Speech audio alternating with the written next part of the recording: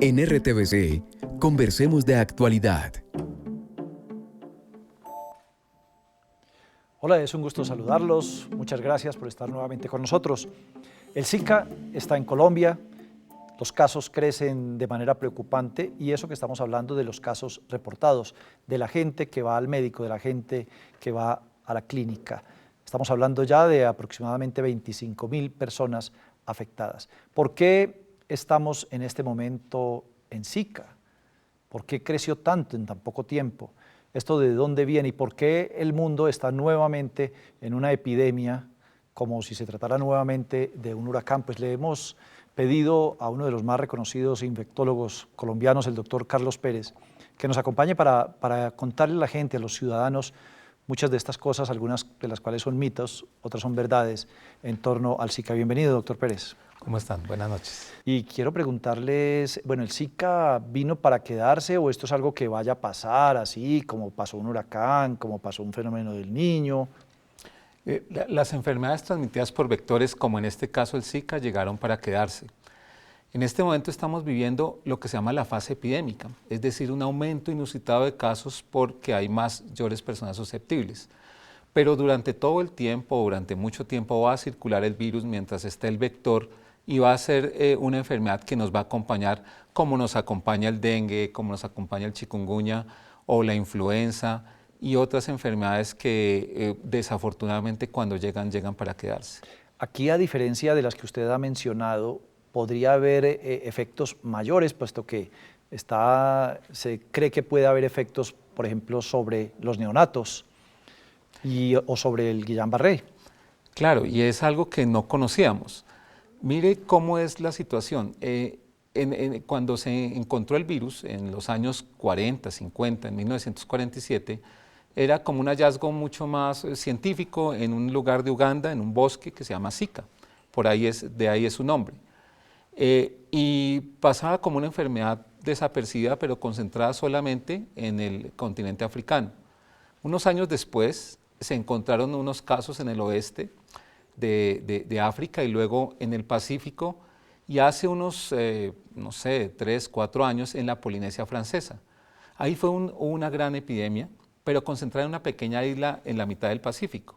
Se describieron qué era el Zika, volvimos a estudiar, se encontraron algunas manifestaciones, pero no estaba patente qué tan grave podía ser porque probablemente la limitación de la población era pequeña.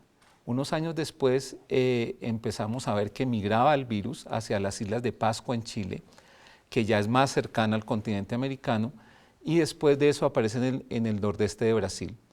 El paso de por qué sucede de Chile a Brasil, algunos científicos lo han relacionado, por ejemplo, con migración, y otras personas han propuesto, por ejemplo, que coincidió con el Mundial de Fútbol y los partidos que hubo en esa zona del nordeste brasileño. ¿Qué pasó? Que los brasileños realmente en un trabajo muy acucioso que hicieron sobre el seguimiento de las personas que habían padecido la enfermedad, encontraron un aumento inusitado de los casos que afectaban a los neonatos. Y ahí, es la microcefalia. Que es la microcefalia. Y de ahí se genera la alerta de lo que podría pasar con la población que se afecta por Zika. ¿Y en qué momento también se ve que puede tener relación con el síndrome de Guillain-Barré? Son dos historias paralelas, pero tienen como una connotación interesante. La primera es que en la microcefalia, desde el 2010, ellos llevan un registro de cuántos niños nacen con microcefalia en todo Brasil. Eso se hace en todos los sistemas de salud, incluso el colombiano. Y más o menos eran 140 casos en una población de 220 millones que hay en Brasil. 140 en el 2010, 150 en el 2011, etc. En el 2015 encontraron 3.380 casos de microcefalia. Entonces dijeron, wow, pasamos de 150 a 3.000, algo pasó. Y el 90% de esos casos de microcefalia se concentraban en una sola región del Brasil, que era el nordeste. Y eso coincidió epidemiológicamente con la máxima circulación 9 o 10 meses antes del virus Zika. De ahí fue donde se hace la inferencia de que la relación del Zika en el embarazo y el desarrollo de microcefalia. Ese hallazgo es de noviembre del año pasado y ya generó las alarmas sobre lo que pueda suceder. Cuando se empezaron a observar estos enfermos, algunos de ellos, que no eran mujeres embarazadas, sino adultos mayores, empezaron a incrementarse el número de casos de parálisis. El Guillain-Barré es una parálisis que asciende de las extremidades inferiores al resto del cuerpo e incluso puede producir parálisis respiratoria. Es una enfermedad rápida, de pocas semanas, y esa enfermedad se empezaron a incrementar los números de casos. Relacionado con lo que ha pasado con la microcefalia y este aumento en el número de casos, es donde también se plantea la asociación entre que uno de 1000 o uno de 5000 casos de Zika podrían desarrollar el síndrome de Guillain-Barré. No quiero dejar pasar esa ubicación y ese paso del Zika por Brasil, ahora que usted menciona esa hipótesis del Mundial de Fútbol, de los partidos allí, porque también hay otras hipótesis, usted me dirá si son mito, leyenda o tienen algo de verdad. Una de esas es que muy cerca de donde se presentaron estos brotes de microcefalia, se estaban realizando experimentos con mosquitos con zancudos transgénicos para intentar combatir el Aedes aegypti. Y esos son parte de muchos mitos. Lo que después se entró a revisar es que en la Polinesia francesa, donde había sucedido años antes el brote, también se encontró la microcefalia. Sin embargo, fue hasta que llamó la atención los brasileños que se revisaron los datos anteriores, pero ya había documentación de que la microcefalia podría asociarse a la circulación del virus Zika. Hay muchos mitos, por ejemplo, hablan de que esto es de control prenatal o que es un invento o que es una cosa más. Hay muchas mujeres que están sufriendo la enfermedad y hay muchas personas asustadas. Nuestra responsabilidad es decir la verdad y la verdad no se dice con Facebook, con Twitter, sino se dice con ciencia. Ningún científico quiere hacerle daño a nadie. Nosotros estudiamos para poderle ayudar a la gente. Si no estuviéramos seguros de lo que estamos viendo, de lo que estamos haciendo, no pondríamos la cara para decir que es una verdad. Sí hay una asociación con la enfermedad. Nuestro deber es informar bien y enseñar a protegerse. Los mitos, las cosas que hayan alrededor, son cosas que tienen que tomarse con muchas pinzas porque hay personas que pueden estar sufriendo la enfermedad. Hace unos 20 años, Darío, o 30 años, decían que el virus del VIH no existía. Y tal vez alguna de esas personas yo les dije, pues bueno, póngase una gota de sangre de una persona con VIH en usted, pues si no existe. Y parte de esos mitos. Rompieron esos mitos. Parte de esos mitos, leyendas, sobre lo que ha habido libros, películas, en fin, es que algunas de estas enfermedades son creadas por la propia industria. Sí, claro. Y hay cosas también que son creadas por los mismos seres humanos o que son experimentos genéticos que se escapan del control. En este momento nosotros tenemos una situación que amerita estudio y responsabilidad en la información. Esto son mitos, no tienen evidencia científica. Y si hay una evidencia científica real, que sea contundente, pues deben mostrarla, publicarla y expresarla. Pero lo peor que pasa en una epidemia realmente no son los enfermos, sino el pánico.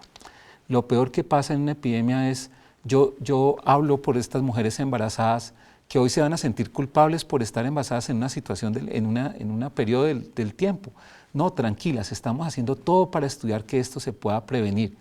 Pero creer que esto tiene algún interés económico es un sofisma para distraernos sobre nuestra realidad. Hoy en día tenemos que concentrarnos en programas de educación serios, en programas médicos y en fuentes reales de información. Las redes sociales nos sirven para informar, pero lamentablemente en una epidemia desinforman más. Sí, y ahora ya viniendo a Colombia y hecha esta aclaración sobre algunos de esos mitos, entonces, ¿por qué nos pasa en Colombia?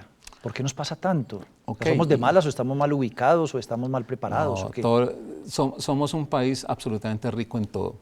Rico en buenas personas, rico en recursos hídricos, rico en biodiversidad. Y somos un país que estamos enmarcado en la franja del trópico. Los países tropicales tienen dos características. Al ser los rayos del sol perpendiculares a la superficie, no tienen estaciones. Entonces sus climas son variados y básicamente se relacionan con lluvias y periodos de sequía. Y lo segundo es que lamentablemente los países del trópico son los países más pobres, a pesar de tener las más grandes riquezas naturales. dentro de estos climas y esta biodiversidad aparecen los vectores. ¿Qué son los vectores? Son los insectos, son los roedores, son los animales.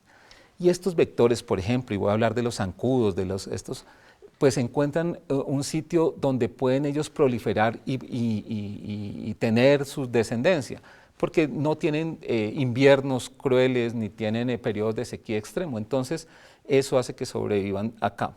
Nosotros estamos inmersos en estos climas y por eso es que suceden estas enfermedades cuando son transmitidas por estos que son lo que llamamos vectores o zancudos. Y esta relación que hay entre nuestro clima, nuestra biodiversidad, la presencia de los vectores y los seres humanos es lo que nos lleva a tener estas epidemias. Y nosotros sí somos médicamente un país preparado para ser tropical. ¿Quién estaba preparado para el Zika? Nadie. ¿Quién sabía de la microcefalia? No sabíamos. ¿Quién sabía de la asociación de Guillain-Barré? Tampoco. Estamos aprendiendo y es una enfermedad que no vamos a aprender ahorita, sino vamos a ver años después cuando no hayan programas de televisión, cuando no hayan programas de radio, vamos a ver las consecuencias de lo que pasó. Para eso en Colombia sí hay destacados científicos. Hay gente muy buena, hay gente que trabaja fervientemente, lo hacen en Valledupar, en Montería, en Pereira hay un grupo de investigación, el doctor Rodríguez, el doctor Villamil, el doctor Gómez, el doctor Álvarez, el doctor Cortés, son médicos increíbles que trabajan fuertemente para entender las enfermedades. Yo tengo un grupo de investigación que llevamos muchos años trabajando en la medicina tropical, pero lamentablemente nuestros sistemas de salud son sistemas de salud curativos, esperan a que la gente esté enferma para actuar. Nuestros sistemas de salud no son preventivos. Y los médicos tropicales, que son médicos preventivos, no se forman en el país. Nosotros tenemos un déficit de conocer mucho más nuestra realidad.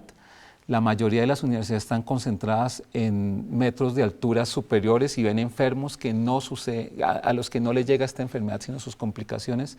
Y hay médicos con poco entrenamiento. Un llamado al gobierno y a las universidades a que crean en la medicina tropical, a que hagan escuelas de medicina tropical y a que exista una especialidad de médicos tropicalistas.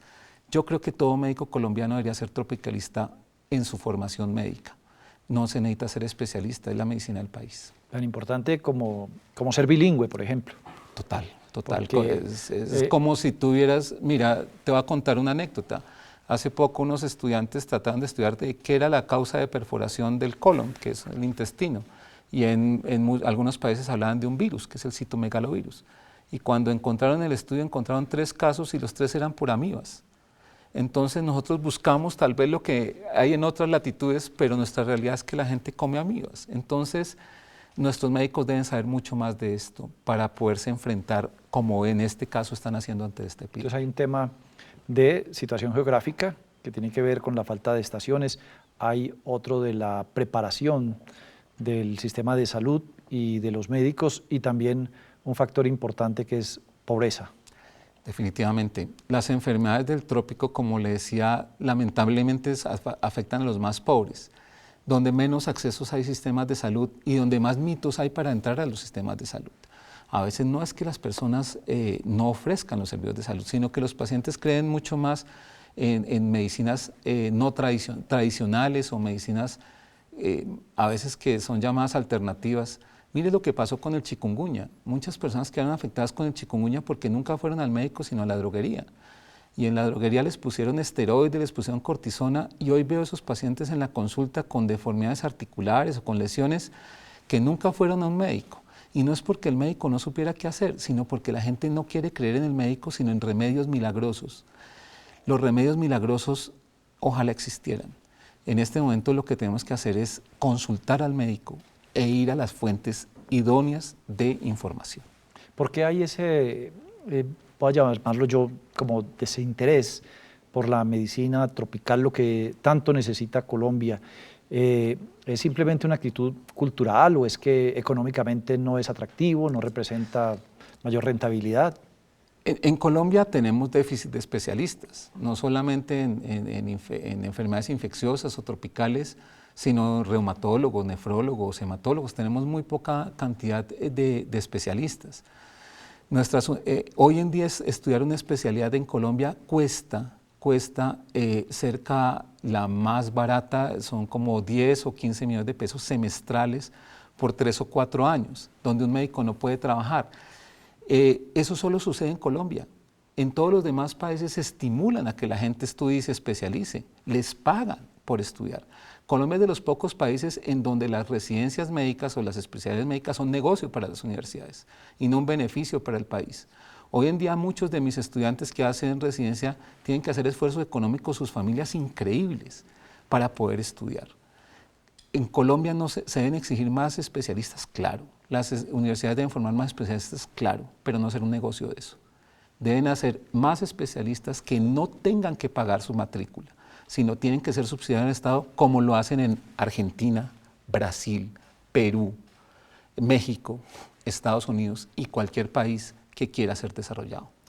Doctor Pérez, usted es un infectólogo, una autoridad en el tema. Yo voy a aprovechar lo que hacen muchos cuando ven a un médico y es decir, me duele acá. Pero para que usted le cuente a televidentes cosas que son muy útiles, ¿yo puedo evitar que me dé Zika? Claro que sí, y este es el mensaje del programa. ¿Cómo hacer para prevenirlo? Lo primero es, no hay problema porque usted viaje. El problema de ir a tierra caliente no es la tierra caliente, es qué debo hacer. Lo primero es siempre usar repelente y bloqueador solar. El bloqueador solar se coloca el repelente. Los repelentes deben colocarse desde el cuello, no solamente en las extremidades, sino en el cuello. Las zonas de picadura también están en el cuello, detrás de las orejas. Aplico el repelente. El repelente se debe aplicar varias veces al día, 3 o 4 veces al día. No hay repelente mejor que otro, no hay una marca comercial superior a otra, todos son iguales. El mejor repelente es el que se usa, el peor repelente es el que no se usa. Los repelentes son distintos para niños como para adultos, tienen concentraciones distintas de la sustancia química. Otro consejo, no utilicen, por ejemplo, perfumes altamente aromáticos, porque esos perfumes altamente aromáticos podrían atraer los vectores. Y repelentes naturales que usan como vinagres, cosas No, de este la estilo. citronela sirve, pero hay otros, por ejemplo, vinagre, limón, pues O no, yo tomar creo que es tiamina o más que uno inyectarse tiamina. por ejemplo, hay personas que se aplican limón y se exponen al sol, entonces el daño Mancha, que hace seguro, total. produce fotodermatosis, verloquio que produce daño en la piel. Y las tomas de tiamina o inyecciones de... No sirve. La vitamina B, han hecho estudios donde han puesto todas las dosis y no sirve la vitamina B. ¿Qué más quisiéramos que tomara la vitamina B? Todos tomaríamos esto, pero no sirve. Hay otra cosa que sirve muy sencilla, es por ejemplo usar ropa larga, la ropa que sea clara, de color blanco, de colores claros. ¿Por qué clara? Porque cuando la ropa es negra, concentra más calor. Ah, bueno. No es porque los mosquitos vean el color y Ya. no, el azul voy a atacarlo. No tiene nada que ver. Lo que hace es que estos colores atraen más calor y los mosquitos buscan el calor, como buscan los aromas. Ellos no tienen buena visión. Claro. Pican entre las 5:30 y 7 de la noche, mayormente, y entre las 5:30 y 7 de la mañana, porque hay mayor tránsito humano. Entonces, cuando más debería uno protegerse. Mira, el que transmite es el jején, no es el zancudo grande que vemos en la casa, sino el jején chiquito. Cuando uno está caminando en tierra caliente y ve una nube de zancudos que uno cuando voltea a mirar son gran cantidad de zancudos, ese jején chiquito es el que es el Aedes. Y estos salen a esa hora a picar. Si nosotros protegemos a que nuestros niños no salgan, a que nuestras mujeres embarazadas guarden un poquito de buen recaudo en estas horas, podemos evitar Y la otra, también toldillos, mosquiteros, y control de las fuentes de agua. Un reposada. toldillo, y lo interesante del toldillo, que es una medida muy sencilla, es aplicarle repelente al toldillo. Porque a veces los zancuditos también duermen y quedan a dormirse en el toldillo. Entonces cuando la persona se levanta y levanta el toldillo, levanta el zancudo y lo pica. Entonces echarle el repelente al toldillo. Ah, porque también ahí viene la preocupación, pero es que me hace daño el repelente y a la mujer embarazada, no, pues peor porque huele ese repelente y es peligroso. Y ese es el peor mito. El repelente es seguro, completamente seguro en una mujer embarazada. Se puede embadurnar, se puede aplicar cualquier cantidad de repelente, no le va a pasar nada a su bebé, le pasa si no se lo aplica. ¿Y las pastillas? Todo eso sirve, hacer medidas de controles de insecticidas, que son distintas repelentes para fumigaciones, para colocar en las tomas eléctricas, todo esto ayuda, todo ayuda. ¿Qué es muy importante de los sitios donde se concentra el mosquito? En estas épocas de sequía la gente guarda agua, porque toca guardar agua. El que guarda agua, guarda mosquitos. Entonces, en esos sitios donde se está guardando el agua es donde se ha insistido tanto las campañas, y en eso tengo que reconocerlo, el Ministerio de Salud ha hecho una muy buena campaña en que la gente no solamente utilice la remoción del agua, sino use un cepillo. Si no retiran de las superficies, los mosquitos ponen los huevitos, las mosquitas ponen los huevitos en superficies duras. Entonces toca raspar, toca usar un cepillo para evitar esos reservorios. Es la remoción mecánica y química. Bueno, ¿y en qué momento ya empiezo a preocuparme si tengo síntomas? ¿Son parecidos a una gripa? ¿Son parecidos a un dengue? El mensaje grande es, si usted sospecha o cree que tiene Zika, busque un médico. ¿Cuándo debe ir a urgencias y cuándo buscar un médico? Debe ir a urgencias si está embarazada, número 1. ¿En cualquier tiempo de embarazo? En cualquier momento del embarazo. Si bien hemos visto que es en el primer trimestre, en los primeros 3 meses, donde más daño se puede producir eventualmente, no a todas, sino eventualmente al bebé, es en los primeros 3 meses. Pero siempre deben consultar para que el ginecólogo le haga su orientación. Los niños menores de 1 año, los mayores de 65 años o las personas que tengan múltiples enfermedades, diabéticos, que tengan un trasplante renal, que estén en un tratamiento de cáncer, que reciban una terapia biológica, deben asistir al médico porque pueden complicar. El 95% de las personas que les va a dar Zika no va a pasar absolutamente nada, 98%. Y por eso deben ir a un médico, pero no a urgencias. Las personas que vienen a urgencias son las personas que tienen un sistema inmune debilitado en extremos de la vida, menores de 1 año, mayores de 65, o mujeres que estén en embarazo. Bueno, y después de que haya un diagnóstico para una persona, por ejemplo, que esté en embarazo, ¿qué debe más hacer? Entonces, ¿qué viene un proceso? ¿Tiene que ir donde su ginecólogo, ya un examen más especializado para mirar qué está pasando con su bebé? Claro que sí. Y son 3 cosas importantes que hacemos los médicos en ese momento. Lo primero es que, y también quiero dejarlo claro, es que no toda mujer embarazada que le dé Zika va a pasarle algo al bebé. Eso no, nadie lo ha dicho y eso no es así. Lo que hacemos es que le vamos a hacer un control ecográfico por un ginecólogo, y ese control ecográfico va a ser mucho más estricto y mucho más seguido que un convencional. Se van a tomar unas medidas que se llaman antropométricas, que se mide el crecimiento del bebé, y para poder darle la orientación o los métodos diagnósticos de acuerdo a lo que uno encuentre. Las mujeres que tienen Zika y que estén en embarazo se va a considerar como un embarazo de alto riesgo, pero muchas de ellas no va a pasar nada. Simplemente queremos tenerlas muy bien protegidas ante cualquier cosa. No hay tratamiento para el Zika, no les vamos a dar tabletas, no les vamos a dar algún antiviral. Lo que vamos a hacer es controlarlas. Sí, le iba a decir, si a mí me da Zika, nada me lo va a detener. O sea, puede tener unos desarrollos, puede terminar en un Guillain-Barré, ¿es posible? El Zika la mayoría de veces se resuelve solo. Hay cosas que hacemos los médicos para resolver los síntomas, como es tomar acetaminofén para controlar la fiebre o el malestar, y algún medicamento que se llama antihistamínico en caso de las lesiones de la piel, porque el Zika es una enfermedad cutánea, es una enfermedad que produce mucho brote. Pero en realidad esto desaparece a los pocos días, con o sin médico, con o sin medicamentos. Lo que hacemos es aliviar los síntomas, no hay un tratamiento específico.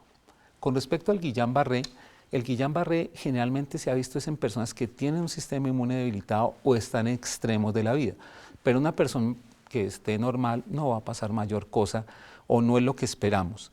El Guillain-Barré se manifiesta básicamente como una debilidad muscular marcada. Muchos de mis pacientes dicen, no, es que yo me siento desganado. No, desganado yo creo que nos sentimos desde después de los 7 años de edad para no ir al colegio, todos decimos lo mismo, no estamos desganados, me siento un cansancio. No, eso no se trata, es no poder caminar, es que las cosas se me caen, es que no puedo levantar los pies. Sentir decaído y sentirse desganado después de una fiebre, pues es lo más normal del mundo.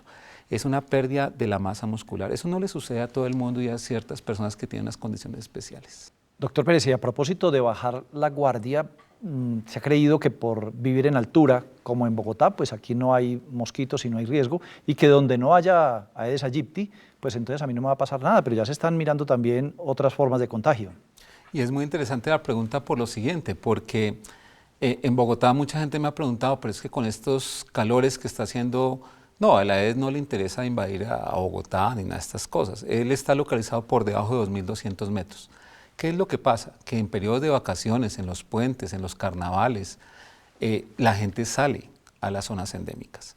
Entonces viaja a Melgar, viaja a las zonas, viaja a Caucasia, viaja a Río Negro, viaja al eje cafetero y puede tener la enfermedad. Se han descrito otras formas de transmisión, son ciertas, por transfusiones de sangre.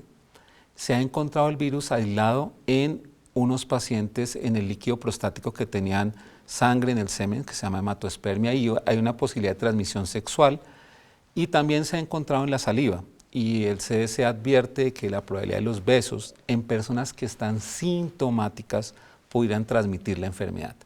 Todo esto son consejos. ¿Y las lágrimas? Y las evaluaciones. En las lágrimas se ha detectado el virus. Sin embargo, no se sabe si son infectantes o no. Lo mismo que en la leche materna. Se ha encontrado el virus, pero no se replica. Entonces parece que no es una medida efectiva de control.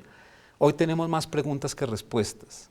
Lo que es cierto es que si la persona tiene síntomas, está con el brote, está con el periodo febril, pues evitar el contacto con secreciones como la saliva y el semen, pues sería digamos, una recomendación plausible.